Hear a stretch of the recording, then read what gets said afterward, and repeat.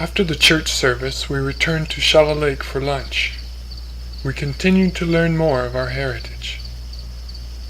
Ken Shouldice of Sault Ste. Marie shares some of his family insight. My father was Herbert Shouldice, and he died when I was a year old. And he came to Milwaukee to find his fortune, and he had, I believe, about 4 brothers that followed him. The problem is that I had very little contact with the family for most of my life, and of course all of us have a certain sensitivity to our roots. I just marvel at Bev's interest in his family, and I do believe, and I support what Bev says, that the family is what holds society together. It's our social glue. And I personally am very concerned about the decline of the role of the family in America. And I think we'll regret if we leave the family disappear. And a lot of people are saying that marriage has outlived its usefulness too. And I don't agree with that. I know that the only people in America that want to get married now are Catholic priests. And everybody else has got some other kind of ideas. But I happen to believe that we should hold the family together. I made that statement in a speech one day, and a little old man came up, and this is true, and he said, I don't think there's anything wrong with Catholic priests getting married. He said, after all they know about is heaven. And I said, you got a better line than I have. Well, let me just close with I live in a tourist area, and this is a tourist area, and I'm always interested in the little historical tidbits about an area, and I heard up in upstate New York, it's very popular at a resort there for the people visiting the resort to go down to a little secluded lake and to skinny dip. And you do that, you see, and that kind of creates and carries on this tradition. Well, this gentleman went to the resort, and he wanted to do everything that was appropriate for a tourist, and he went down to the little lake, and nobody was around, and he took his clothes off and he folded them neatly on the side of the beach, and he went in and he was enjoying the skinny dip, and a bum came along and saw this pile of nice clothing, so he just took the clothes and left. So the fellow got out of the water and saw that his clothes was gone, and he didn't know how he was going to get back to the resort. Well, up in the field there was a scarecrow, and there was just a hat left on the scarecrow. So he thought, well, I'll take that hat and I can use that strategically, and I'll just get into the back door of the hotel and I'll get back. So he went over and got the hat, and he was tiptoeing up this back road hoping that nobody would see him, and he passed this little cabin, and there was a very elderly lady sitting in a rocking chair, and she saw him tiptoeing up the road, and she started to laugh. And he looked up at her, and he said, "Lady, if you were a lady," he said, "you'd turn your back. You wouldn't look at me that way." And she said, "Well, sir, if you were a gentleman, you'd tip your hat."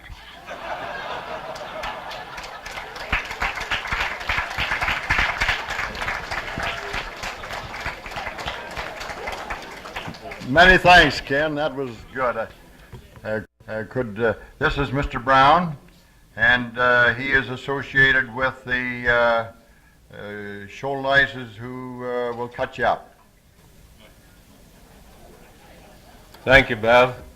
Well, ladies and gentlemen, we have just come through a 100th anniversary celebration in Chesley, and I was up to my ears in that, and I know how much organization goes into something like a reunion such as this. And I know that many people have said a lot of good things about the organization that's been behind this, and I really appreciate what has been done and what they've gone through, because I know something about it. We of the Chesley area wonder if we could get some help in tracing some of our ancestors. Now, my grandfather was James Shouldice, and he lived on a farm just on the eastern edge of Chesley. And I guess when you think about it, it's really a little stupid, because all we really know, and I've lived there all my life, was that grandfather lived on this farm, and in 1901, because of an asthmatic condition, he moved to Alberta. What we don't know is from where they came and how long they were on that farm east of Chesley. And of course, Milton Shouldice, who was a cousin of, well, let's see now, his father, or his grandfather, and my grandfather, I think were brothers, something like that. I can be corrected on that. But is there anyone here who could give us a lead on that? Now, Aunt Jemima, last evening, and I use that in italics because I'm not acquainted with Aunt Jemima, but apparently everybody refers to her as that, mentioned a group who came from Bell's Corner, settled in Elderslie, and of course it's in Elderslie that my grandfather was too. But they were north and west of Chesley on the 10th, apparently in the 15th, over towards Paisley Bed. And from there they moved on, I think, up to the Lions Head district. But what we'd like to find out if there was any line on James Shouldice. Now, he was married to a Margaret Perdue. And if you can, I'll be around here, and you can't miss me. I'm the handsome fella. Just approving. Oh. Well, you know, Bev, if you don't blow your own horn, nobody else is going to do it for you. James and William came from Ottawa to Chatsworth area. We now think there was a brother John, so we have John, James, and William from Ottawa. It's been suggested that their father was Leonard. But I have been led astray by an account in one of the Ottawa Bibles about a son John going to Bruce County, and he had a family of Leonard and James and an unnamed son. So I have been running around with these two accounts, so maybe you can help me. Is there any chance that I might entice the sister of the late Dr. Shouldice to come to this microphone and say a word? I believe she's a very learned woman. By golly, she's coming up here, and that's a real honor. Let's give her a good hand. My memory's not very good. I'll be 80 years old the 2nd of August, and I'm the baby of 10 children. 3 of us are still living, 2 out in Calgary. They were not able to come. I've heard the story of when we left Chesley. We went out in a train where there was cattle and things that Father needed on the farm. We slept in the same compartments with the cattle. We got off at Mcnichol, Alberta, and walked 2 miles to the farm that Father had rented for 5 years. Mother took me in her apron. I was 8 months old. And our brother Roy rode on Mother's back, and they walked those 2 miles to Mcnichol, Alberta. They lived there for 5 years, 3 of the older family going to school in Gleason. And then Father decided that the family should get up where they could get a better education. And we moved to Calgary then and had a home in Calgary. And we all went to school, rode in a Democrat with two-seated Democrat and two horses. And the older members of the family drove them. Dr. Shouldice was one of the instigators. From there, I guess I can just, you don't want to know the whole history of you know, Shouldice Hospital in Toronto, surgery. That was one of our brothers. I can't, pardon? I worked there for a year, and my sister Mildred worked there for 12 years. And Jack McKay, our nephew, the son of our oldest sister, is the business administrator and is working there now. And I'm here now. Thank you all very much. The thing I might tell about that hospital when I was down there, you know, they all had the same kind of an operation. They feed you a few capsules, pills, or whatever you might want to call it, and you get awful sleepy. And they have a little rehearsal the night before, and they say, you're going up for your correction at such and such a time in the morning, and the next person's going an hour later, and the next person's going an hour later. It's just something like in a place that they kill cattle, they say that beast is going in at a certain time, and that one's going at a certain time. And you know, the first time when I got that lecture, I had that feeling. However, they gave me those pills, and I got rather sleepy. And then the next thing I knew, there was somebody there trying to shake me and wake me up. They said, come on, you're going to walk to the operating table. So one got on each side, and I trotted to the operating table and came to the operating table, and they said, all right, crawl up on it. And so I crawled up the best I could on it. I was awful sleepy. And then they put a thing across here so I couldn't watch what they were doing. And then another kind doctor come along and gave me a hypo in the arm. And then I went into sweet dreams. So that first operation, I never had the pleasure of knowing what actually took place, except they were shaking me and rubbing my face and everything else. Said, come on, come on, come on, this operation's over. Walk back to the room. Well, that was, and I saw the bed in front of me, and I'm telling you, never in my life have I seen any place where I wanted to get in a hurry than into that bed. And I got in there, oh boy, did it feel good. Almost as good as it did at 2 o'clock this morning when I crawled in. And so there I was having a terrific sleep. And it must have been about 3 minutes later, a nurse kept running, come on, come on, come on, come on, get up, get up. You got to go to the washroom, got to go to the washroom. I said, I don't got to go to the washroom. She said, come on, come on, come on, come on, get your legs over the table here, or over the bed here. Come on, you got to go to the washroom. I said, don't got to go to the washroom. Well, anyhow, you got to go for a little walk. Well, believe you me, I walked, and I was only there 2 days, and they sent me home. And by golly, I was over that operation in no time. And I've seen other people who went to other places, and they never got over that operation. So, you know, that's a real tribute to one of we Shouldices. And he's world famous. And I was down in the States and talked with different people down there, and by gosh, I think he's known better down in the United States. That hospital's known better in the United States than it is in Canada, really. So that's a real honor that we've got, that we can talk about being associated by name with a hospital of that magnitude. I have one little story here that I wrote out. I'm going to read it to you. I think it is worth a laugh. I don't know how much truth's in it.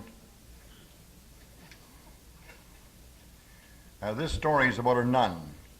She was driving along a back road to a rural community, ran out of gas. She recalled passing a gas station several miles back and decided to walk back to the station for some fuel. Opening the trunk of her car, she could not find a gas can. She found only a bedpan. While it was not the best container for her purpose, she decided that it would hold an adequate amount of gas to allow her to drive the car back to the station for a tank full. She walked to the station and was driven back and dropped off at her car, where she proceeded to pour the gas from the bedpan into the car's tank. And as she did, a farmer on a tractor stopped to watch. "Sister," he finally said, "you sure got faith."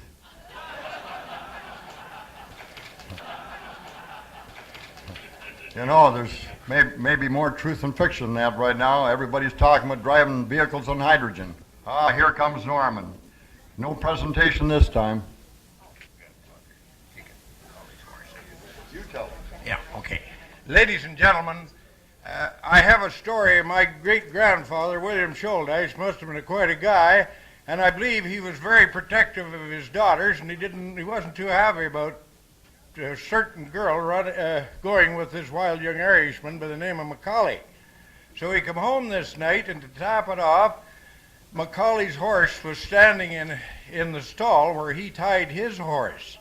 And that was pretty bad manners as far as he was concerned. So he turned Macaulay's horse out and hit him a slap in the rump and said, "Go on to Owen Sound." And he went to the house and he told Mcnichol, now he said, "I've turned your horse out. He's on his way to Owen Sound, and as far as I'm concerned, you better follow him. I don't want any wild young Irishman running around with my daughter." So Macaulay grinned and bared it, and he didn't go. I think my grandfather went to bed before Macaulay left, too. And so Macaulay went to the barn, boarded my great-grandfather's horse, caught his own horse 3 miles down the road, turned my great-grandfather's horse around, hit him a slap in the rump, and when my great-grandfather went out in the morning, the horse was standing at the stable door. And my great-grandfather saw the funny side by that time. He said, "He's not a bad lad, is he?" From then on, he and Macaulay were the greatest of friends, and Macaulay later became the chief of police of the city of Owen Sound. Thank you.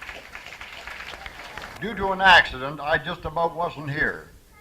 Now, I'm going to tell you about that accident. This was quite a few years ago, and you people that went out to that church this morning and out at Shouldice Settlement saw that road that went down there and saw the fences, but in years gone by, I'm talking back about the year 1908, my father was going with a woman by the name of Ada Roseborough, and his brother Stuart was going with her sister Claire Shouldice. And of course, the two of them were driving in the buggy, or drove in the buggy out near Owen Sound to visit the girls. I suppose they left about 2 o'clock in the morning, and they were headed back home. The horse knew the way because it had made the trip quite a few times. And no fences or anything like that, and everybody's cows and cattle ate all over the place. Mervin's cows that night were laying on the road. The horse walked along and started walking in between the cows. And the cows were too close together to let the wheels through, and one wheel went up on a cow. That cow didn't like the feel of that, and she let a roar out of her, brrr, and jumped up, upset the buggy, threw the two sleeping men out, and stayed and waited to find out if they were dead or able to go again. So you see how close it was to my not being here.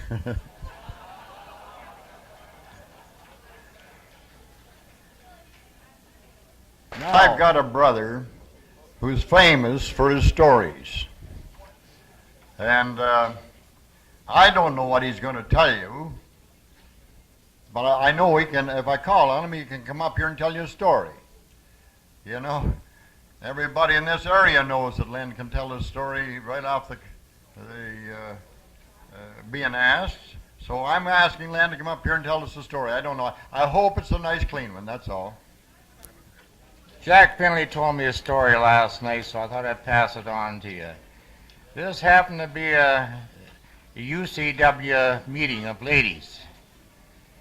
So anyhow, they had their meeting, and at the end of the meeting, they always served lunch.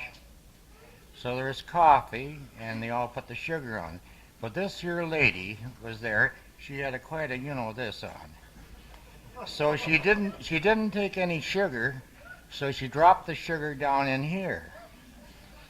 So when she went home, the minister was there visiting her husband. He says to her, "Would you mind putting on the kettle and have a cup of coffee and a piece of pie?" And she says, "I intend to." So she came along with the pie and the cup of coffee. She says, "Do you take sugar?" He says, "Yes, I do." She reaches down and fumbles around and drops it in. He says, "Do you like a squirt of milk?" He says, "Oh, God, no."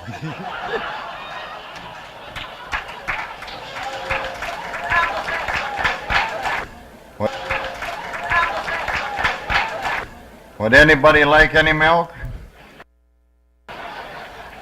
Would Drew Shouldice please come to the mic? That's like the story of the two people that arrived at the gates of heaven together, and St. Peter welcomed them, and one was the Pope and one was a Shouldice. And the Pope was shown to very modest accommodation. There was a bathroom down the hall, and he had to share the room with somebody else. The Shouldice was shown to a very nice suite of rooms There were a number of people to wait on his every need. There was every possible physical creature comfort you could want. And of course, the Pope was very upset. The Pope went back and said to St. Peter, "What's going on here? How come I get this and Shouldice gets all that?" And St. Peter looked at him and said, "Well," he said, "we've got 140 popes. It's the only Shouldice we've ever had up here."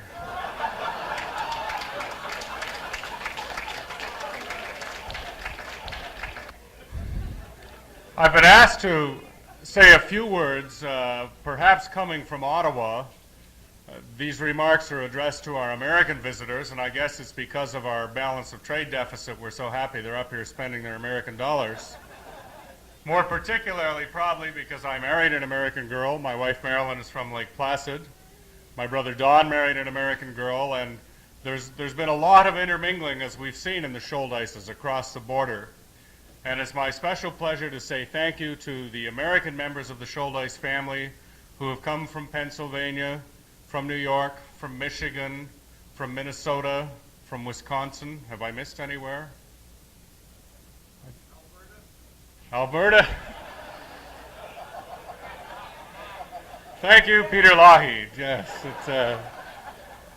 we're just delighted to find these close ties. There has always been a close nexus between the United States and Canada. I think we appreciate each other more when we get together on an individual basis. We've seen people across a broad swath of the United States. We've had correspondence to the Committee for the Reunion from virtually coast to coast in the United States and Canada. And it's a real pleasure to say a special thank you to the American visitors who came all this way.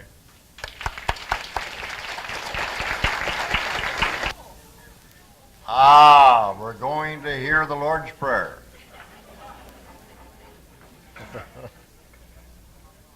I wanted to have an opportunity of telling of a dream I had last night. You know, Bev very kindly allowed us to use his diggings out there at Sawville Beach, and he has a waterbed. And, you know, you have some strange dreams when you get in these waterbeds, let me tell you. But anyway, this is a dream in which I dreamt I had died. Now, you know, being a minister, of course, I was very optimistic. And I was out there on the gates of heaven and knocked on their door, and the doorkeeper opened it. "What do you want?" He said, "Well, I'd like to get in, you know." "Well, okay, you see these ladders that are up there around the walls of heaven? Well, here's a piece of chalk, and for every sin that you have committed, I want you to mark off a rung and take a step upward." So I took a piece of chalk and I started up the ladder, and boy, I had a lot more of these things to mark off than I thought I had, and I was getting pretty tired, and my head was getting droopy, and so finally I was just putting my hand up automatically, and by golly, if somebody didn't tread on my hand. I looked up, there was Bev Shouldice. And I said, "Bev," I said, "you're going the wrong way." And he says, "Get out of the way, Steed. I'm going down for more chalk."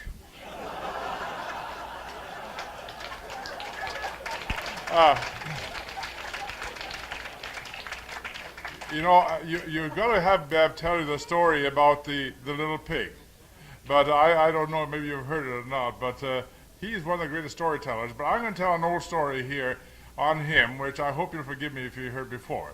But I don't know if you realize that Bev is a man of many sorts. Well, the very first time I met him when I was courting my wife Muriel, he was down in Toronto with a motorcycle. And he used to take Muriel around on the pillion behind. And one day I thought I'd like to try to ride this motorcycle. Here I had my clericals on, riding through one of the snooty areas of Toronto at Humbercrest, and I didn't know how to stop the darn thing. And I knew how to slow it down, so I was going along and said, "How do you stop this?" You know. Anyway, we finally got to stop. But anyway, he could also do other things, such as he enjoyed hunting. One time he was up in Algoma there, and he had taken along his big rifle, what is it, 30-30, and he had about 10 rounds with him, and he went out to find a moose or something, but he banged away at everything in sight and didn't hit a thing. And finally he was coming back to camp feeling kind of blue, and he only had one round left in his gun. And just as he was approaching camp, he heard a crashing, and there coming towards him was a gigantic bull moose. Beautiful antlers on it, bearing right down on him. And he said, by golly, I'm not going to miss this one.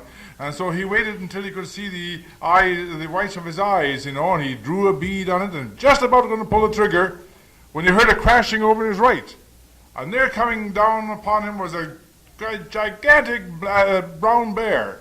And boy, he had the dirty work in his eyes as well. And so there he was stuck, you see, with this great big bull moose coming one way and this great big bear coming the other way. But, Bev, he didn't hesitate a minute. He just swung around and he shot the bear dead because he knew he could shoot the bull any old time.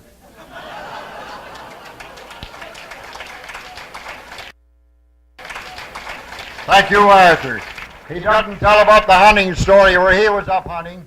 And naturally, he was out there and shooting at everything, hitting nothing, and by God, his gun was empty. But with his wild shooting, he'd clipped a bear, and he antagonized it. And here this bear saw him and come after him, just a jumping. And he had no more cartridge. He threw the rifle away, and he just ran as hard as he could run. And by God, the bear just got up to him, was just ready to come down on him, and slipped. And then he got a little farther away from the bear, and they got going again. And once again, the bear just got up and just reared up, was just going to hit him, and it slipped again. And do you know what that bear slipped in?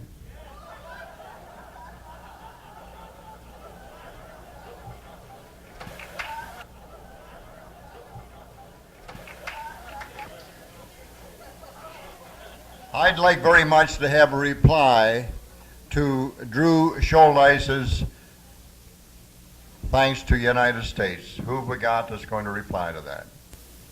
I'd just like to say that this is the most memorable occasion for us, and we left an awful lot of people behind when we came up here from Battle Creek, and I was the fortunate one from the Battle Creek area to come. I know that I'm expected to take back an awful lot of information, or to hopefully to get a booklet or something that can be published. And we have gathered this information together to take back, but I'd like to put my 2 cents worth in to say that hopefully it can be done more professionally than we can do. But I can speak for at least our branch of the family that came from Ironwood down to Battle Creek, and I believe for the Ironwood people that are here, and maybe to presume to speak for all the people from the United States, that we really think this was a most fantastic occasion probably of our lives, and we'll not soon forget it. Thank you. Thank you, Larry. It gives me great pleasure now to call on Howard Shouldice from Winnipeg. He is a great penman man, so he can't give you a sales pitch here because it's too hot a weather for his product. Underwear. Underwear. In fact, yesterday when I saw Beth for the first time, I thought she was wearing one of our outfits. Well, I'm very pleased to be here. I think, as most of you know, there's not too many of us Shouldices out west. I'm the only one in the Winnipeg phone book. When I mentioned recently to a friend of mine that I was coming down for a reunion, he said, "Where are you holding it, in the phone booth?" So wait till I see him when I go back. Anyway, the Shouldices of Shallow Lake have just been tremendous to us. Their hospitality, their help in every way, and I want to just thank them sincerely, because it's really been a pleasure. The Ottawa people have got a real challenge now. See you in '85. But everybody tells me Eric was terrific, so by golly, he's going to reply to that one from Winnipeg. I'd just like to say that I really had a fun time on those bus tours yesterday, and if any of you people own bus lines or something, I'm available in the wintertime. I'd like to thank our Western representative and the people that did come the distance from our Western provinces. I know it's a heck of a long distance, and I would have thought twice about coming myself if I was that distance away.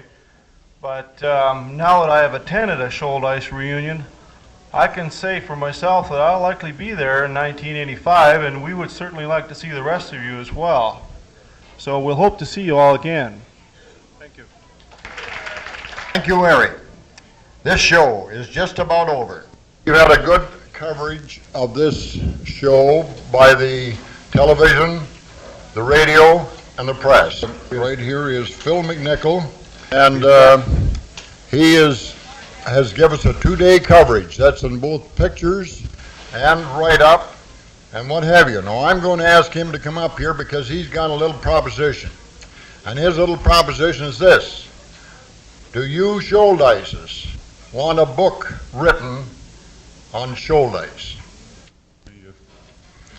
If anybody or if enough people were interested in something like a small book that could possibly be arranged, but that would have to be something which we'd have to correspond about and perhaps get together with some of the family here in Shallow Lake and coordinate it somehow. But if it's going to happen, it's going to have to be motivated by an impulse that comes out of the Shouldice family, something similar to the impulse, the great impulse, obviously, which got you all here today.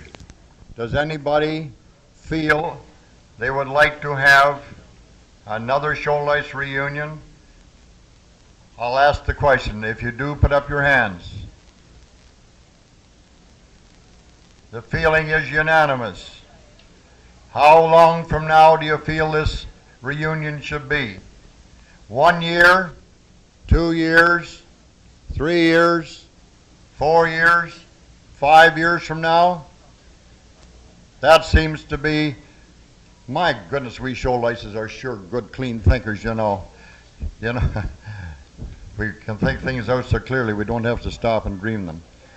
And where do you think we should have this reunion? Florida. We decided unanimously that we would like to see another Shouldice International Family Reunion to be held in 1985, to be centered in Ottawa, going back to our roots in the township of Nepean, now the city of Nepean, and in the Gatineau Valley of the province of Quebec. We'll be coordinating with the existing committee. We hope to hold a first organizing meeting in approximately 6 months, and we should be corresponding with all of you using the mailing list that's available from this reunion within the next 12 months to let you know what our plans are for 1985. We'll aim again for a reunion in the month of July so that those of you with children who wish to travel will be able to make it. Okay, so that's our plan for now, and we hope to see you all in Ottawa in 1985. How about a hand? As of right now, I declare this officially over until 1985. Can we give it a good hand?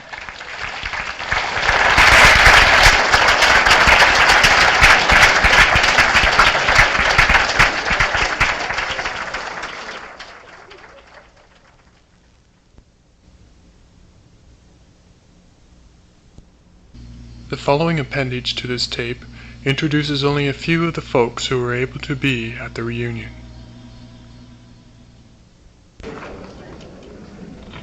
My name is Bob Shouldice. This is my wife, Dorothy. We live in Eden, New York. That's in the Garden of Eden. We have 2 sons, Gerald and James, and 5 grandchildren, 4 girls and 1 boy. They're slipping. I work for a natural gas company. I'm a general foreman, and I plan to retire in January. I'm Frances Smith. My mother was a Shouldice. I'm from Ironwood, Michigan, the home of the only ski-flying hill in the Northwest, and I invite you all to come in February. Catherine Shouldice Foddy, my husband Charles, Christy in the pink blouse, Karen, and Richard, another Richard. We have a lot of Richard Shouldices apparently. I'm from Goderich, or we are from Goderich. And if I'd known you were doing specialty advertising, I could have helped you out.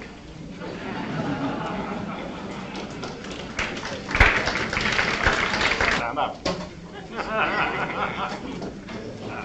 I'm Mel Jack. I live in Owen Sound. My wife Alice. I have 3 children.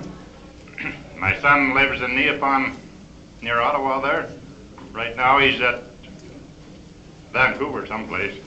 I have 3 married. They're all married. All have 8 grandchildren. I guess that's about the end of it. I'm a retired farmer and jack of all trades. My name is Mike Whitaker. This is my wife Sandra. Her father is Hollis Shouldice, who's from Wakefield in the Ottawa Valley. And we are presently living in Kingston. We have a little 4-year-old across the street. And I practice professional engineering with a contracting firm in Kingston. And I'd like to retire this year. I'm Gord Shouldice from Lion's Head, on the Bruce Peninsula. I'm Harvey Shouldice. This is my wife Marjorie from Toronto. I'm a retired mortgage man turned appraiser. We have 1 son who is a camp director and has 3 little fellows, so we're doing our best to keep the family rolling. We also have a daughter who is living in England and has another grandson named Simpson.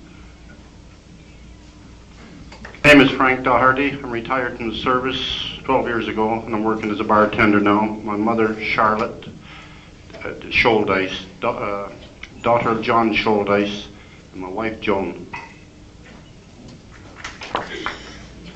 I'm Alan Shouldice from Nepean, Ontario. That's just outside of Ottawa. And I'm here with my 2 sisters, Kay Henry from Osgood, Ontario, and Muriel Nesbitt from Aylmer, Quebec. And we're certainly glad to be here. Beautiful country. I think I'll come back here again. Shouldice, the son of Herb Shouldice. I have 5 children. I am a college president, and my wife Marie is the chairman of the entertainment committee on campus. Sault Ste. Marie, Michigan. I'm Craig Shouldice. This is my wife Brenda, Daryl, and Darren, and I have a daughter that's not here today, Glennis. And we're from Cambridge, sales manager, Grand River Toyota in Cambridge. And over there, better introduce my mother,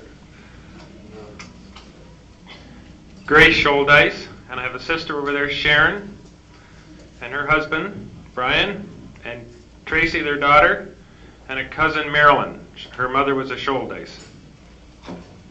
Terry Kearns, my wife, Linda, from Sault Ste. Marie, Ontario. That's on the other side of the river. My wife's family are Shouldices without the U from south of here, and I'm a dental director at Community Health Center up there. My name is Archie Cribben. This is my wife Ivor from Bayfield, Ontario, retired. My name is Jim Hazelwood, and this is my wife Gladys. You heard from my mother earlier, although she didn't have the microphone, but she did tell you she was born in the family homestead. We're happy to be up here. I'm in the banking business. Where I sit, this is only halfway around through the people. There seem to be so many here. My name is Sandra Shouldice. I'm the oldest daughter of Oliver Shouldice of Ottawa, and Oliver is represented here by his son, daughter-in-law, and 2 grandchildren, his 2 daughters, and his wife, Phyllis, and he isn't here himself today because he's coming along later because he had to march in the 12th of July parade in Metcalf.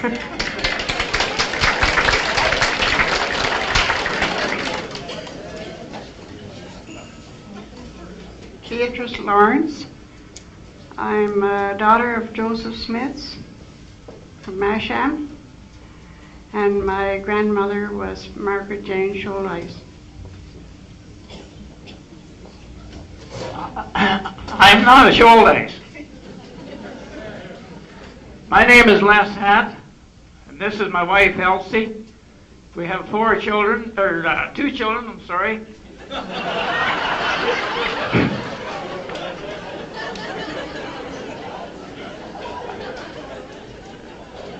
A boy and a girl, and 4 grandchildren. That's where I went wrong. They're all boys. My occupation was farming. I'm retired now, and my occupation right now is angling. Thank you very much. Tucker. My mother was Shouldice. I'm a bachelor, and I was a farmer. I'm Ella Gilbert from the Bruce Peninsula, Pike Bay. I have son Norman. He farms at Purple Valley, and I have 2 daughters. My grandmother was a Shouldice. I am Evelyn Guy from Prince Albert, Saskatchewan. I have my oldest granddaughter with me, Heather Guy. And my mother and father were, my father was a Shouldice, my mother was a Nesbitt. From Ottawa. I'm Alan Hill, my wife Marion. My mother-in-law was a Shouldice. We have 2 boys and 2 girls. I'm employed by Dashwood Industries, the window people. I'm Milton Cross from Wakefield, Quebec. My mother was Lena Shouldice, and I have my wife Helen here, and we have a son and daughter back at home. I'm in land development in the Gatineau. Thank you. I'm Roland Douglas. This is my wife Shirley Douglas. We're from Ottawa. Shirley was the daughter of Stanley Shouldice, and we have a daughter, a nurse at Mount Sinai Hospital in Toronto.